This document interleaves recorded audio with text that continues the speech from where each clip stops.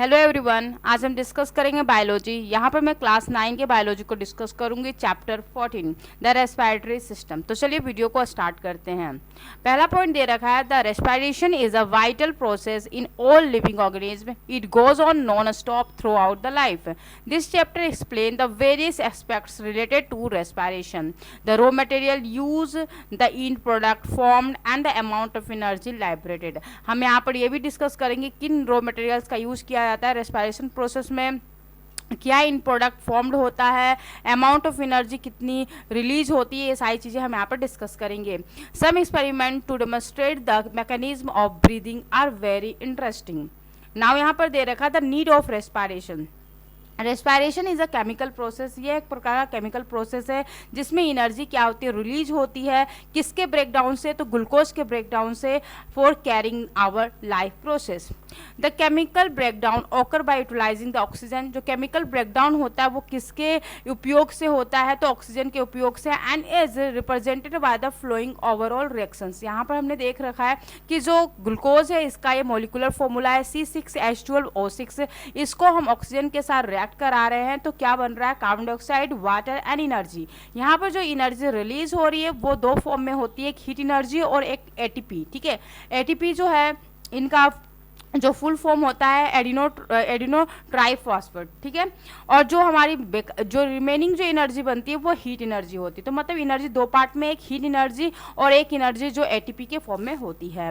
Next यहाँ पर दे रखा है, there are 5 important point to remember about the chemical reaction in the respiration. Respiration जो केमिकल रिएक्शन जो होती है रेस्पिरेशन का, उसके 5 इंपॉर्टेंट पॉइंट्स हैं। पहला पॉइंट दे रखा है, द पार्ट ऑफ रेस्पिरेशन जो है yielding energy occur inside the living cells. जो एनर्जी जो बन रही है वो कहाँ पे बन रही है, तो लिविंग सेल्स के अंदर बन रही है, and hence it is better known as cellular और टिश्यू रेस्पिरेशन। ठीक है, सेकेंड पॉइंट बोल रखा है, द ब्रेकडाउन ऑफ ग्लूकोज, जो कि हमारा मोलिकुलर फॉर्मूला है C6H12O6 to carbon dioxide and water does not occur in the single step. मतलब यहाँ पर जो ब्रेकडाउन हो रहा है ग्लूकोज का, उससे जो बन रही है कार्बन डाइऑक्साइड एंड वाटर, ये एक सिंगल स्टेप में नहीं हो रहा है। ठीक है, but a series of chemical step, इसमें बहुत सारे सीरीज ऑफ केमिकल स्टेप्स के बाद ये आउटपुट मिल रहा है कार्बन डाइऑक्साइड, वाटर। ठीक है, some of this steps occur in the cytoplasm. कुछ ऐसे स्टेप जो है वो कहाँ पर, केमिकल जो स्टेप्स है वो हो रहे कहाँ पर, साइटोप्लाज्म में। जो आपने पढ़ रखा था न्यूक्लियर और सेल मेम्ब्रेन के बीच में होता है जो पार्ट, उसको हम बोलते हैं साइटोप्लाज्म। तो वहां पर कुछ स्टेप्स फॉर्म्ड होते हैं और कुछ जो होते हैं इनसाइड द माइटोकॉन्ड्रिया। और जो लास्ट वाला जो प्रोसेस है वो कहां पर होता है, तो वो होता है माइटोकॉन्ड्रिया में। ठीक है, नाउ नेक्स्ट यहाँ पर हम ये भी बोल सकते हैं कि जो कार्बन डाइऑक्साइड एंड जो आपके वाटर और एटीपी जो रिलीज हो रही है ब्रेकडाउन होकर ग्लूकोज का, वो कहाँ पर बन रही है, तो आप बताओगे माइटोकॉन्ड्रिया में। ठीक है, नाउ नेक्स्ट यहाँ पर दे रखा है, इस breakdown step is due to the particular enzyme. ये जो ब्रेकडाउन हो रहा है वो सिर्फ और सिर्फ ग्लूकोज का ब्रेकडाउन करने के लिए सिर्फ और सिर्फ ऑक्सीजन की रिक्वायरमेंट नहीं होती है, कुछ अमाउंट ऑफ एंजाइम की भी रिक्वायरमेंट होती है। The energy liberated in the breakdown of the glucose molecule is not all in the form of heat. मतलब जो भी एनर्जी निकलती है, रिलीज होती है ब्रेकडाउन करने पर ग्लूकोज का, वो सिर्फ और सिर्फ हीट एनर्जी को रिलीज नहीं करती है, साथ ही साथ कुछ अमाउंट ऑफ एनर्जी रिलीज होती है जो कि क्या होती है, एटीपी होती है। ठीक है, but the large amount of converted into a chemical energy in the form of ATP. जो केमिकल एनर्जी है वो किस में कन्वर्ट होती है, कुछ अमाउंट ऑफ एनर्जी हीट में कन्वर्ट होती है और कुछ अमाउंट ऑफ एनर्जी, मतलब मैक्सिमम अमाउंट ऑफ एनर्जी बोल सकते हो, या फिर large part of the energy जो है वो कन्वर्ट होती है किसमें, एटीपी में। ठीक है, तो केमिकल एनर्जी यहाँ पे दो पार्ट में डिवाइड हुआ, एक हीट एनर्जी और दूसरी क्या है, एटीपी एनर्जी। ठीक है, एटीपी ज्यादा है कंपैरिजन टू हीट एनर्जी। ठीक है, a chemical substance called adenosine triphosphate. जो एटीपी है उसका जो फुल फॉर्म है वो होता है एडिनोसाइन ट्राइफॉस्फेट। ठीक है, नाउ नेक्स्ट यहाँ पे देखेंगे, as you have read in the case of the plant when the energy is form of ATP is used. हमने पढ़ा था प्लांट वाले रेस्पिरेशन में कि जो एनर्जी जो प्लांट जो है उसमें भी व्हेन द एनर्जी जो रिलीज होती थी फ्रॉम एटीपी, और एनर्जी क्या बन रही थी, एटीपी बन रही थी, केमिकल एनर्जी जो है वो कन्वर्ट हो रहा था एटीपी एनर्जी में। ठीक है, it is converted to ADP. उसके बाद क्या, जब जैसे ही एनर्जी यूज कर ली जा रही थी, जो एटीपी एनर्जी है उसको यूज कर ली जा रही थी, तो वो कन्वर्ट किस में हो जा रही थी, एडीपी एनर्जी में। ठीक है, नाउ नेक्स्ट यहाँ पर एडीपी में कन्वर्ट हो जा रही थी, जिसको हम बोलते हैं एडिनोसाइन डाइफॉस्फेट। ठीक है, and again when more energy is available, जब और एनर्जी मिल जाता है by the breakdown of glucose, then again जो एडीपी है वो किस में कन्वर्ट हो जाती थी, एटीपी में, ठीक है। So it is goes on and on, ये जो प्रोसेस है कंटिन्यूसली होती रहती थी, ठीक है। ATP is a sort of currency of energy inside the cell.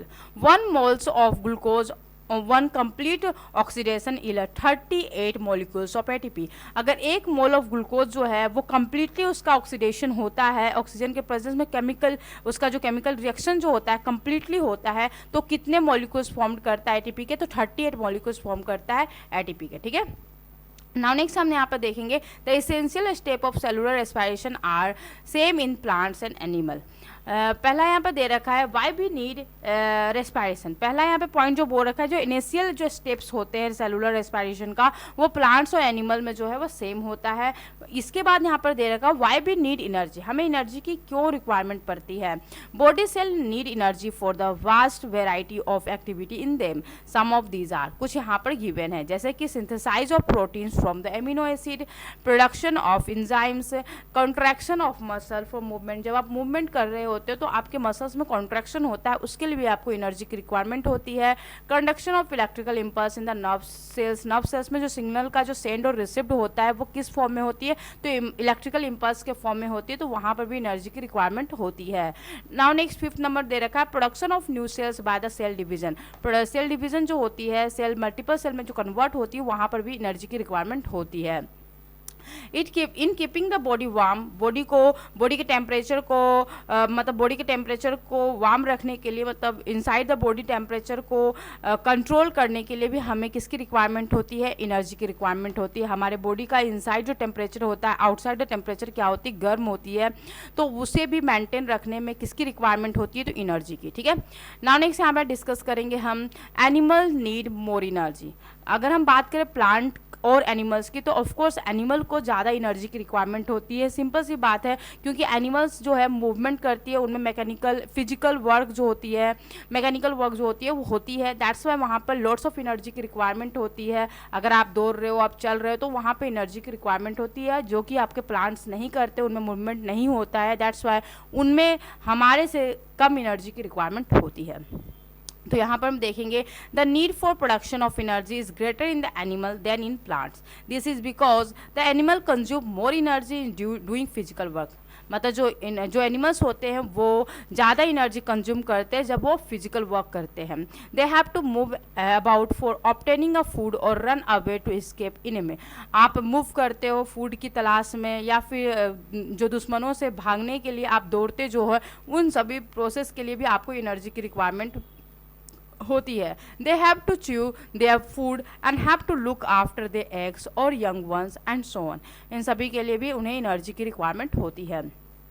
Birds and mammals need still more energy. The birds and mammals, including ourselves, हम भी have also to produce a lot of heat for keeping the body warm. हमें काफ़ी ज़्यादा हम produce करते हैं heat, ताकि हमारी बॉडी क्या रहे, वार्म रहे, ठीक है। तो यहाँ पर भी एनर्जी का रिक्वायरमेंट हो रहा है। This heat comes through the respiration in the cell. Cell में जो रेस्पिरेशन हो रहा है उनके ज़रिए ये जो हीट्स आ रही है। The amount of heat to keep the body warm is quite large. तो अमाउंट जो हीट की है, ज़्यादा रिक्वायरमेंट होती है हीट की, ताकि हम अपने इंटरनल बॉडी को क्या कर सके, वार्म रख सके, ठीक है। तो इन केसेस में भी एनर्जी की रिक्वायरमेंट होती है, और ये भी किसके प्रोसेस से होता है, तो रेस्पिरेशन से, क्योंकि हमें पता है कि रेस्पिरेशन प्रोसेस से ही हमारे बॉडी को ऑक्सीजन मिलता है, और तभी हमारी जो ग्लूकोज है उसकी ब्रेकडाउन होती है ऑक्सीजन के प्रेजेंस में, और वो एनर्जी बनाती है। मीन्स वाट की केमिकल एनर्जी कन्वर्ट होती है दो पार्ट में, एक हीट एनर्जी और दूसरी क्या है, एटीपी के फॉर्म में, ठीक है। This about think about the cold winter day when the outside temperature is far below our body temperature. बाहर की जो टेम्परेचर होती है काफ़ी ज़्यादा होती है comparison to inside the body temperature, ठीक है। We are constantly losing heat, हम कंटिन्यूसली क्या करते रहते हैं, लूज करते रहते हैं हीट को to the outside air, and more of it has to be continuously produce to make up the loss. मतलब जो लॉसेज हुई हीट को आप कंटिन्यूसली जो लूज कर रहे हो, उस हीट को फिर बनाए रखने के लिए वहाँ पर क्या हो रहा है, मेंटेन किए जा रहे हैं किसको, तो मतलब एनर्जी जो है उसको हीट को मेंटेन करने के लिए यहाँ पर किसकी रिक्वायरमेंट हो रही है, तो एनर्जी की रिक्वायरमेंट हो रही है, क्योंकि जितना आप हीट को रिलीज कर रहे हो आउटसाइड द एयर, उतनी ही हीट आपको बनानी पड़ रही है अपने बॉडी के अंदर, ताकि आप बॉडी के टेम्परेचर को क्या कर सको, मेंटेन रख सको। ठीक है, liver cell in the particular produce a much heat and the molecular cell also contribute to heat. ठीक है, यहाँ पर दे रखा है कि लिवर जो सेल्स है इन पार्टिकुलर प्रोड्यूस मच हीट, जो लिवर सेल्स है वो काफ़ी ज़्यादा हीट प्रोड्यूस करती है एंड द मसल सेल्स है उसके कंपैरिजन में। ठीक है, नाउ नेक्स्ट यहाँ पे हम देखेंगे severing and clattering of teeth। ठीक है, when one feels too cold is an emergency activity of the muscle cell to produce extra heat। मतलब यहाँ पर बोला जाए जो शिवरिंग होती है, जैसे कि कांपते हैं, क्लैटरिंग ऑफ टीथ जो आपके दांतों का जो फड़कना होता है, इन सभी में क्या होता है, इज अ इमरजेंसी एक्टिविटी। ये सभी क्या है, emergency activity of the muscle cells to produce extra heat. ठीक है, इस केस में वो एक्स्ट्रा हीट प्रोड्यूस करते हैं। The energy use in all the cellular activities obtain from the oxidation of glucose. मतलब जो एनर्जी यूज होती है सेलुलर एक्टिविटीज़ में, ये सारे ऑप्टेन कहाँ से होते हैं, from the oxidation of glucose, glucose के ऑक्सीडेशन से एंड अ कार्बोहाइड्रेट। ठीक है, glucose has an alternatives for respiration. ठीक है, यहाँ पर देखो, if the simple carbohydrate is not available directly, अगर जो सिंपल कार्बोहाइड्रेट है मीन्स वाट ग्लूकोज है वो डायरेक्टली अवेलेबल नहीं है, द सेल में ब्रेक डाउन द प्रोटीन और फैट। उस टाइम में वो क्या करता है, ब्रेक डाउन किसका करता है, प्रोटीन और फैट को, to produce a glucose for respiratory needs. ठीक है, think for the while about the wild animals which are totally flesh eater। ठीक है, the main constituents of their diet is protein with very little carbohydrates। इसमें इनके body में काफ़ी ज़्यादा मात्रा में प्रोटीन पाया जाता है और काफ़ी कम मात्रा में कार्बोहाइड्रेट पाया जाता है। the excess amino acid observed through the protein digestion are broken down in the liver to produce a sugar। यहाँ पर क्या बोला जा रहा है कि जो एमिनो एसिड प्रेजेंट होती है, क्योंकि प्रोटीन से यहाँ पर काफ़ी ज़्यादा होता है उनके बॉडी में कंपैरिजन टू कार्बोहाइड्रेट। ठीक है, तो ये ऑब्जर्व करते हैं through the protein digestion or break down, इनका प्रोटीन का क्या होता है, ब्रेक डाउन होता है in the liver to produce a sugar, और ब्रेक डाउन होने के बाद प्रोटीन क्या बनाता है, तो शुगर फॉर्म करता है and the nitrogenous part in converted into a urea, और शुगर के साथ साथ वो नाइट्रोजनस पार्ट बनाता है जो क्या होते हैं, कन्वर्ट हो जाते हैं किसमें, यूरिया में, विच कैन एक्सक्रेटेड आउट, जिसको बाहर निकाल दिया जाता है। The glucose thus produce may be use immediately और may get store in the liver cell. ये क्या होता है, जो ग्लूकोज बनते हैं, जो प्रोड्यूस होते हैं, वो इमीडिएटली यूज कर लिए जाते हैं या फिर लीवर में उसको स्टोर कर लिए जाते हैं। ठीक है, फॉर फ्यूचर नीड्स के लिए। ठीक है, A similar process takes place in the human if they take excessively protein rich food।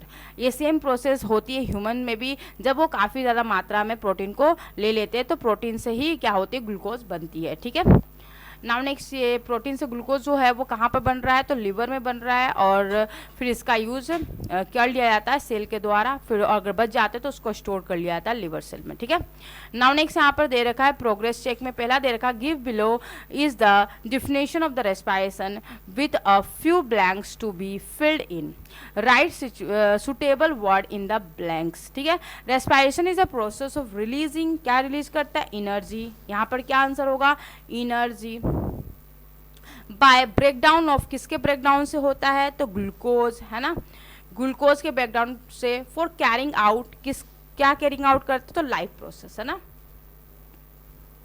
Right the overall chemical equation represented the above definition of the respiration. ठीक है, इसमें क्या हो रहा है, जो ग्लूकोज है C6H12O6 वो ऑक्सीजन के साथ रिएक्ट कर रहा है और क्या बना रहा है, तो बना रहा है carbon dioxide plus water plus energy, है ना, एनर्जी। ठीक है, now next question third number दे रखा है, in what form is the energy liberated in respiration.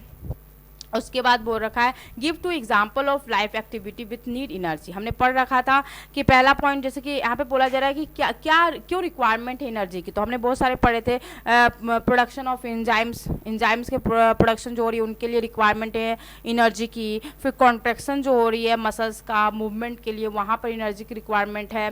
Third number question में दे रखा है in what form of energy liberated is respiration, मतलब एनर्जी जो होती है वो किस फॉर्म में होती है, तो एटीपी के फॉर्म में है ना। नाउ नेक्स्ट हम यहाँ पर डिस्कस करेंगे two kind of respiration, aerobic and anaerobic. ठीक है, दो तरह के रेस्पिरेशन होते हैं, एक होती है एरोबिक और दूसरी क्या होती है एनारोबिक। ठीक है, the animal there is normally aerobic respiration using oxygen. Aerobic respiration में क्या होता है, ऑक्सीजन के यूज होने से रेस्पिरेशन प्रोसेस जो होती है वो होकर होती है, मतलब ग्लूकोज का जो ब्रेकडाउन होता है वो ऑक्सीजन के प्रेजेंस में होती है। ठीक है, और एनारोबिक जो रेस्पिरेशन होता है is the absence of oxygen. यहाँ पर क्या होती है, ऑक्सीजन जो होती है एब्सेंस होती है, is only is only exceptional in some cases as in the tapeworm living inside the human intestine। ठीक है, जो इंटेस्टाइन्स होते हैं हमारे उसमें जो टैपवर्म प्रेजेंट होते हैं उनमें ये प्रोसेस देखा जाता है कि वो absence of oxygen respiration process complete करते हैं। नाउ नेक्स्ट यहाँ पर दे रखा है एनारोबिक रेस्पिरेशन में occur even in our own body. Anaerobic जो रेस्पिरेशन जो होता है वो हमारे बॉडी में भी होता है in the fast working skeleton muscles. जब हमारी स्केलेटन जो मसल्स है वो काफ़ी फास्ट वर्क कर रही है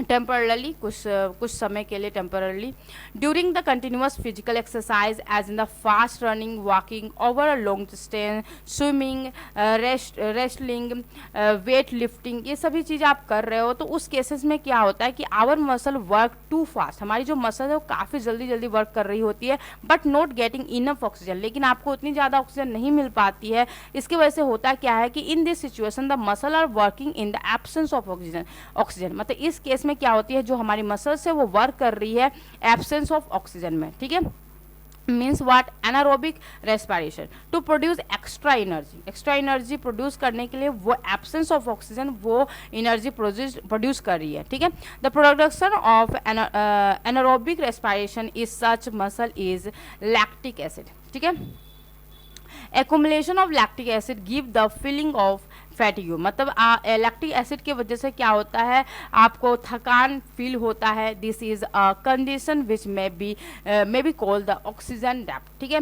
when we rest after such exercise, आप एक्सरसाइज के बाद जब आप रेस्ट पे जाते हो तो lactic acid get slowly oxidize, और वो क्या होती है लैक्टिक एसिड ऑक्सीडाइज हो जाती है बाय द ऑक्सीजन के प्रेजेंस में, और लेटर क्या होता है जब अवेलेबल हो जाता है ऑक्सीजन तो उसमें वो ऑक्सीडाइज हो जाती है एंड देन द डेप्थ इज क्लियर्ड, मतलब जो ऋण है वो पूरी तरह से खत्म हो जाता है। Produce carbon dioxide in the process में क्या होता है, कार्बन डाइऑक्साइड क्या होती है, प्रोड्यूस होती है। नाउ नेक्स्ट यहाँ पे हम देखेंगे chemical step in the respiration. Aerobic respiration में हम देखेंगे कि the chemical changes takes place in the aerobic respiration in animals are the same as the aerobic respiration in plants में जो एरोबिक रेस्पिरेशन होता है उसी तरीके से एनिमल में भी एरोबिक जो रेस्पिरेशन होती है वो बिल्कुल दोनों की सेम है। The overall chemical changes can be represented by the equation. यहाँ पर देखो ग्लूकोज है, ये ऑक्सीजन के पर्सन में रिएक्ट कर रहा है तो carbon dioxide water and energy बना रहा है। एनर्जी कितनी बन रही है तो 686 किलो कैलोरी बन रही है पर मोल। एक मोल में कितने किलो कैलोरी एनर्जी बन रही है तो 686 एनर्जी बन रही है। ठीक है, द एबव इक्वेशन, जो एबव इक्वेशन दे रखा है depict the chemical substances in mole. ठीक है, मोल में रिप्रेजेंट किया गया है। Thus by taking a 180 gram, यहाँ पर हम कितने ग्राम ग्लूकोज ले रहे हैं तो 180 ग्राम हम ग्लूकोज ले रहे हैं। ठीक है, द एनर्जी जो रिलीज हो रही है वो कितनी रिलीज हो रही है 686 किलो कैलोरी। ठीक है, और इफ एक्सप्रेस इन किलोजूल, अगर आप इसको किलोजूल में एक्सप्रेस करोगे तो 686 को 4.2 से मल्टीप्लाई करोगे तो वैल्यू क्या मिलेगी 2890। ठीक है, in the above equation we can express the energy in the form of ATP. यहाँ पर एबव इक्वेशन में हम एक्सप्रेस कर रहे हैं एनर्जी को किसमें, एटीपी के फॉर्म में। ठीक है, यहाँ पर दे रखा है C6H12O6 प्लस 6O2, कुछ अमाउंट ऑफ एंजाइम की रिक्वायरमेंट होगी और यहाँ पर ब्रेकडाउन होने पर क्या बनेगा, carbon dioxide, water and chemical energy और हीट एनर्जी। केमिकल एनर्जी कितनी है 38 ATP है, वही हीट एनर्जी कितनी है 420 किलो कैलोरी। ये हो कैसे रहा है तो देखो 1 मोल ऑफ ATP जो है उसको रिक्वायरमेंट होती है 7 किलो कैलोरी की। ठीक है, सो 38 एटीपी को कितनी एटीपी जो है प्रोड्यूस होगी, कितना कंज्यूम करेगी किलो कैलोरी, तो ये कंज्यूम करेगी 38 into 7 266 kilo calorie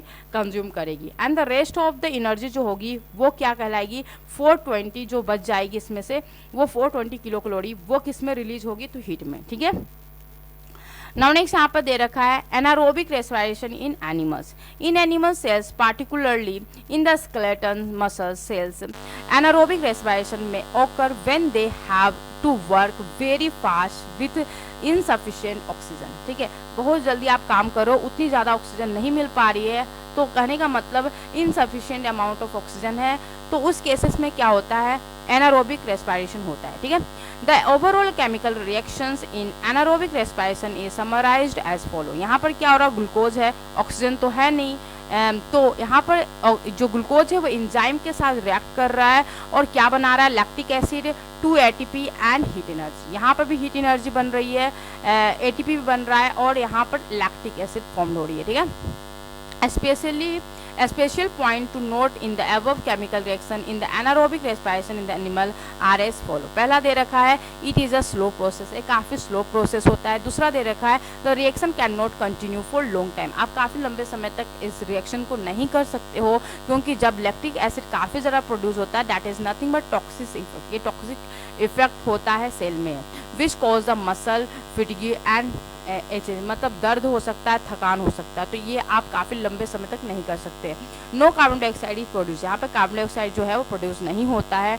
total energy release per mole of glucose is much less compare to the aerobic respiration, मतलब बताया जा रहा है जो एनर्जी रिलीज हो रही है पर मोल ऑफ ग्लूकोज में वो काफ़ी कम हो रहा है energy release comparison to aerobic respiration, मतलब एरोबिक रेस्पिरेशन में इतने ही ग्लूकोज जो है वो काफ़ी ज़्यादा मात्रा में एनर्जी रिलीज करती है, बट वही अगर हम एनारोबिक रेस्पिरेशन करते हैं तो इसमें एनर्जी जो रिलीज होती है वो काफ़ी कम मात्रा में रिलीज होती है। ठीक है, the basic step in the cellular respiration are same in the plant and animal, जो एनिमल और प्लांट की जो सेलुलर रेस्पिरेशन है वो बिल्कुल ही सेम होते, जैसे प्लांट में होते वैसे ही एनिमल में, लेकिन however the anaerobic respiration is different. लेकिन अगर हम बात करते हैं एनारोबिक रेस्पिरेशन की, एरोबिक जो रेस्पिरेशन होती है वो प्लांट्स और एनिमल दोनों में सेम होती है, बट अगर हम एनारोबिक रेस्पिरेशन की बात करते हैं तो वो डिफरेंट होती है प्लांट्स और एनिमल में। क्या डिफरेंस है वो हम देखेंगे यहाँ पर। यहाँ पर दे रखा है एनारोबिक रेस्पिरेशन इन प्लांट्स, यहाँ पर दे रखा है एनारोबिक रेस्पिरेशन इन एनिमल्स। इसमें क्या हो रहा है कि प्रोड्यूस हो रहा है glucose and ethanol and carbon dioxide. Plant में आपके दो चीज़ें प्रोड्यूस हो रही है, एक इथेनॉल प्रोड्यूस हो रहा है और कार्बन डाइऑक्साइड, लेकिन वही हम अगर देखते हैं यहाँ पर जो प्रोड्यूस हो रही है ग्लूकोज से वो लैक्टिक एसिड प्रोड्यूस हो रही है, नो कार्बन डाइऑक्साइड। यहाँ पर कार्बन डाइऑक्साइड नहीं प्रोड्यूस हो रहा है। ठीक है, एनिमल में कार्बन डाइऑक्साइड नहीं प्रोड्यूस हो रहा है, लैक्टिक एसिड प्रोड्यूस हो रही है। ठीक है, एनर्जी तो ऑफ कोर्स बनेगा, दोनों में एनर्जी बन रही है। कहने का मतलब ये हो रहा है कि जो ग्लूकोज जो प्रोड्यूस कर रहा है वो क्या कर रहा है, ethanol and carbon dioxide produce कर रहा है प्लांट्स में। ठीक है, और साथ ही साथ एनर्जी भी प्रोड्यूस कर रही है।